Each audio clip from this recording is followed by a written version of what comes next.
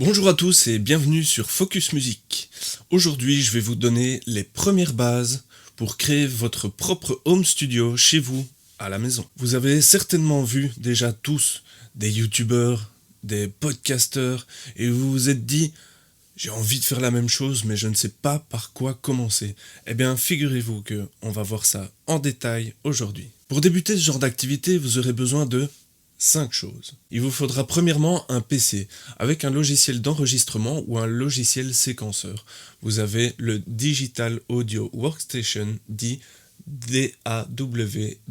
Il vous faudra deuxièmement une carte son avec, au minimum, je le conseille, 2 entrées. Il vous faudra ensuite un micro, un casque et un synthétiseur. Au niveau du synthétiseur, moi je vous conseille de prendre un clavier maître qui pourra vous offrir plus d'opportunités en termes de banque son et vous offrira plus de précision à la retouche de votre travail. Vous connecterez tout simplement vos instruments à votre carte son et la carte son ira directement dans votre ordinateur. Évidemment, il existe plein d'autres alternatives. À la place d'une carte son, vous pouvez opter par exemple par une table de mixage USB, ce que je possède moi actuellement. Aussi, à la place d'utiliser un micro et une carte son, il existe le genre de micro de style USB.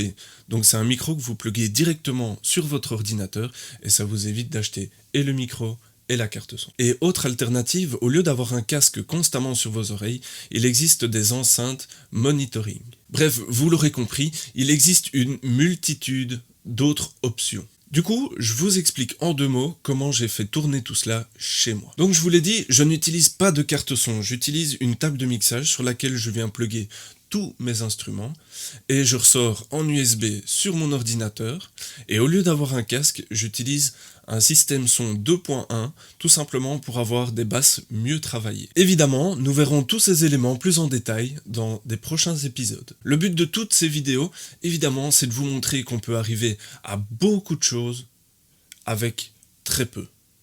En termes de matos et en termes d'argent. Qu'est-ce qu'une carte son? C'est tout simplement un boîtier additionnel sur lequel on vient plugger nos instruments et qui redirige le son vers notre ordinateur. Ça soulage tout simplement notre ordinateur et sa puissance de toute la partie son qui pourrait le faire ramer. Casque ou enceinte? Eh bien ça c'est tout simplement à vous de décider.